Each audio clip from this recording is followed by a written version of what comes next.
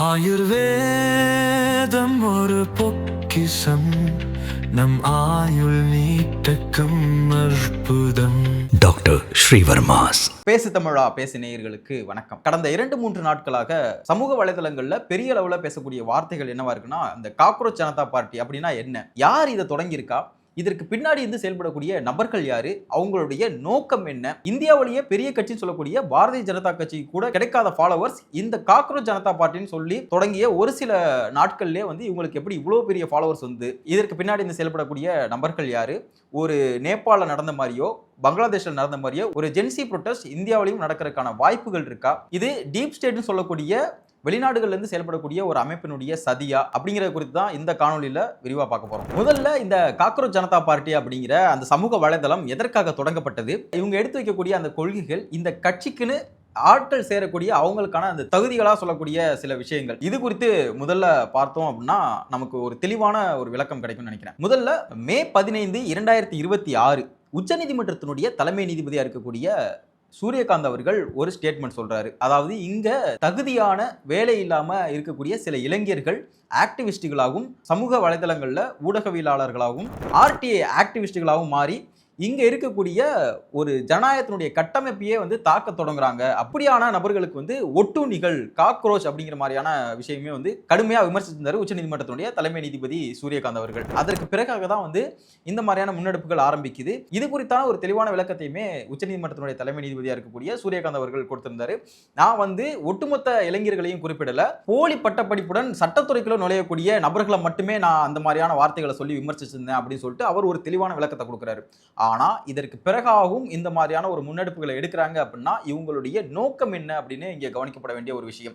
என்ன காரணம் அப்படின்னா, இதற்கு முன்னாடி நம்மளுடைய அண்டை நாடுகளா இருக்கக்கூடிய மியான்மர், நேபாள், பங்களாதேஷ், இப்படி இங்க சுத்தி இருக்கக்கூடிய எல்லா கண்ட்ரிலையும் அந்த கவர்மெண்டினுடைய கட்டமைப்பை சிதைக்கிறதுக்கான அனைத்து வேலைகளையும் அந்த நாட்டினுடைய இளைஞர்களை வச்சு எல்லா வேலையும் பண்ணாங்க.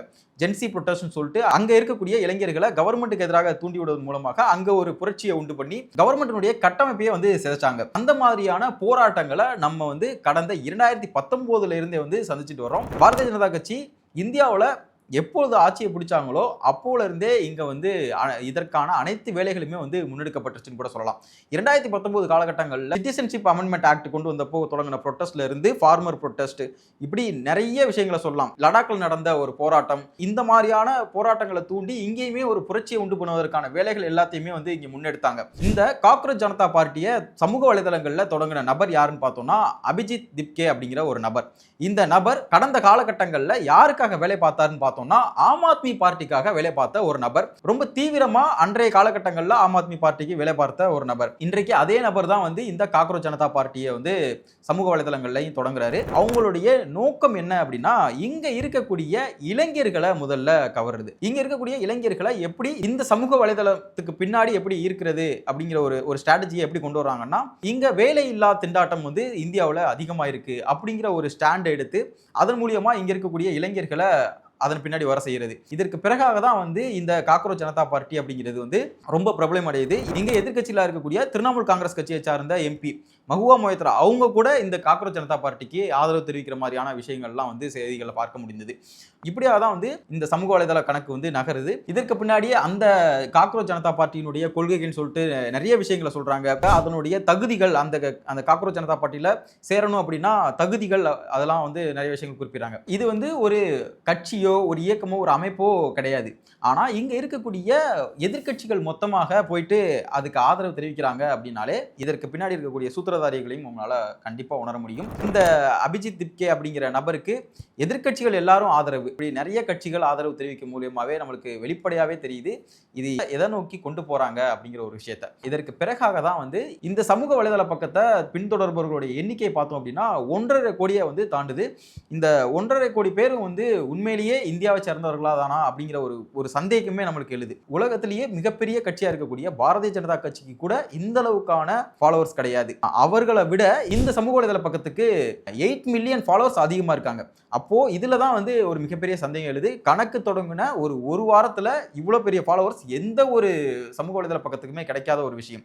செயற்கையாக இது கொண்டு வரப்பட்டதா, ஃபேக் பெய்ட் ஃபாலோவர்ஸா அல்லது பாட்டுகள் மூலியமாக கொண்டு வரப்பட்ட ஃபாலோவர்ஸா, இப்படியான நிறைய சந்தேகங்கள் எழுது. எழுது.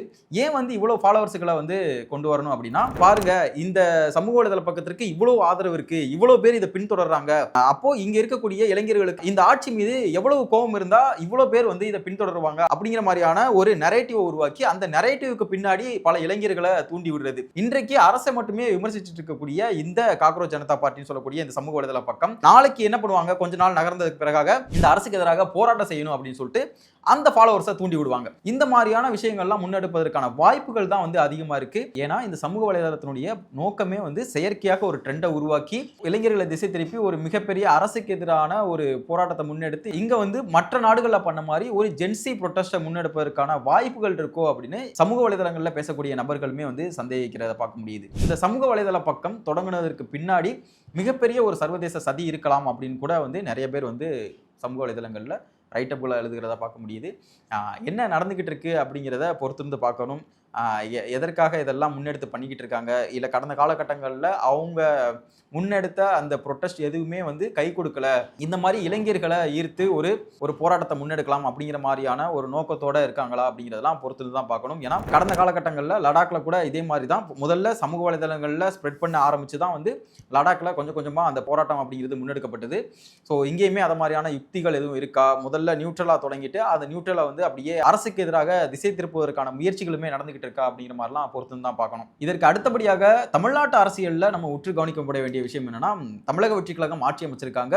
பல தசாப்தங்களுக்கு பிறகாக இங்க ஒரு கூட்டணி ஆட்சி அமைக்கப்பட்டிருக்கு. அமைச்சரவையில பங்கு கொடுக்கப்பட்டிருக்கு. நிறைய கூட்டணி கட்சிகளுக்கு அமைச்சரவையில பங்கு கொடுக்கப்பட்டிருக்கு. இதற்கெல்லாம் அடுத்தபடியாக இங்க எதிர்க்கட்சியா இருக்கக்கூடிய திராவிட முன்னேற்ற கழகம் தனிமைப்படுத்தப்பட்டிருக்கு அப்படின்னு கூட சொல்லலாம். அதனுடைய சமீபத்திய வார்த்தை ஜாலங்கள் எல்லாமே வந்து அப்படிதான் இருக்கு. அந்த கட்சியினுடைய துணை பொதுச் செயலாளராக இருக்கக்கூடிய ராசா அவர்கள் நிறைய ரைட்டப்கள்லாம் உட்கார்ந்து எழுதிட்டு இருக்காரு எக்ஸ் வலைதளத்துல. அதுல ரொம்ப கடுமையா விமர்சிச்சு அவருடைய வார்த்தைகள்லாம் இருக்கு. இன்னும் ஒருபடி மேல போயிட்டு இவங்க தான் வந்து சமூக நீதி பேசுறவங்களா, இவங்க தான் வந்து பெண்ணியம் பேசுறவங்களா அப்படிங்கிற மாதிரியான கேள்விகளுமே நமக்குள்ள எழுது. ஏன்னா அவங்க போட்டிருக்கக்கூடிய அந்த ட்வீட் அப்படி. நீண்டகால அரசியலுக்கு சொந்தக்காரர் ராசா அவர்கள் தமிழகத்துல திராவிட முன்னேற்ற கழகத்துல துணை பொதுச் செயலாளராக இருக்கக்கூடிய ஒரு நபர். அவர் வந்து இந்த மாதிரியாலாம் உட்கார்ந்து ரைட்டப் எழுதுறது அப்படிங்கிறது எந்த அளவுக்கு தமிழகத்துல இவங்க வந்து பெண்ணியத்தை போற்றுறாங்க அப்படிங்கிறது உங்களுடைய பார்வைக்கே. அவர் சமூக வலைதளத்தில் எழுதின அந்த ட்வீட் என்னன்னா, முன்னேற தரப்பட்ட ஏணியும் மூட சாதியை நொறுக்க வேண்டிய சிறுத்தையும் வெறும் விசில் சத்தத்திற்கு முட்டு கொடுக்கும் என்றால் பூ முடித்தவனை புறந்தள்ளி புணர்ச்சிக்கு வேறிடம் தேடுவதில் தவறில்லை, பெரியாரின் காலதேச வர்த்தமானத்திற்கு காத்திருப்போம் என்றாலும் களமாடுவோம் வெற்றி நமக்கே அப்படிங்கிற ஒரு ட்வீட் ஒன்று போட்டிருக்காரு ராசா அவர்கள். இதுல இருக்கக்கூடிய அர்த்தம் என்னன்னு தெரிஞ்சுதான் ராசா அவர்கள் இதை பதிவிட்டாரா அப்படிங்கிறது நமக்கு ஒரு மிகப்பெரிய கேள்வி. எனக்கு தெரிஞ்ச வரைக்கும் இதை வந்து அவருக்கு தெரியாம ஒரு விஷயத்த வந்து கண்டிப்பா பதிவிட்டிருக்கான வாய்ப்புகள் கம்மி அப்படிங்கிறதான் என்னுடைய பார்வை. இவங்க பேசக்கூடிய அந்த பெண்ணியவாதத்தை நீங்களே வந்து பார்க்கலாம்னு நினைக்கிறேன் இந்த ட்வீட் மூலியமா. இது எல்லாமே வந்து இவர்கள் பேசக்கூடிய இந்த சமூக நீதி, பெண் உரிமை, இந்த மாதிரியான எல்லா விஷயமே வந்து வெறும் வாய்ச்சவுடால், வெறும் வெற்று காகிதத்தில் இருக்கக்கூடிய எழுத்துக்கள் மட்டுமே அப்படின்னு இந்த ட்வீட் மூலியமாவே நம்மளுக்கு தெளிவா தெரிய வருது. ஸோ தமிழகத்தில் திராவிட முன்னேற்ற கழகம் வரக்கூடிய 2029 பாராளுமன்ற தேர்தலாக இருக்கட்டும், 2031 சட்டமன்ற தேர்தலாக இருக்கட்டும், தனிச்சு களம் காண்பதற்கான வாய்ப்புகள் தான் அதிகமாக இருக்கு. அதையுமே தான் வந்து கனிமொழி அவர்கள், அந்த கட்சியினுடைய துணை பொதுச் செயலாளர் கனிமொழி அவர்களுமே வந்து ஒரு கூட்டத்தில் பேசியிருந்தாங்க. தனியாக களம் காணவும் தயாராக இருக்க வேண்டும் அப்படிங்கிற மாதிரியான விஷயங்களுமே பேசப்பட்டிருந்தது அவங்களுடைய கூட்டங்களில். திராவிட முன்னேற்ற கழகத்தினுடைய கூட்டணி உடைக்கப்பட்டிருக்கு அப்படின்னு தான் நம்மளுக்கு இது மூலியமா தெரிய வருது. பொறுத்திருந்து பார்ப்போம். தமிழக அரசியல் களமா இருக்கட்டும், தேசிய அரசியலையும் என்னென்ன மாதிரியான மாற்றங்கள் நிகழ இருக்கு அப்படிங்கிறது. காக்ரோச் ஜனதா பார்ட்டின்னு தொடங்கி இருக்கக்கூடிய இந்த சமூக வலைதள பக்கத்தை பற்றி மக்களாகிய நீங்கள் என்ன நினைக்கிறீங்க அப்படின்னு கமெண்ட்ல சொல்லுங்க. உலக தமிழ் சொந்தங்களுக்கு வணக்கம். நான் ராஜவேல் நாகராஜன். பேசு தமிழா பேசு வலையொலியுடைய வளர்ச்சிக்கு நீங்களும் உறுதுணையா இருக்கணும்னு நினைச்சீங்கன்னா இந்த வீடியோடைய டிஸ்கிரிப்ஷன்ல இருக்கக்கூடிய ரேசர் பே லிங்கை கிளிக் பண்ணுங்க. அந்த லிங்க்ல போயிட்டு உங்களுக்கு விருப்பமான தொகையை பேசு தமிழா பேசுவனுடைய வளர்ச்சிக்கு உங்களுடைய பங்களிப்பாக நீங்கள் கொடுக்கலாம். நன்றி, வணக்கம்.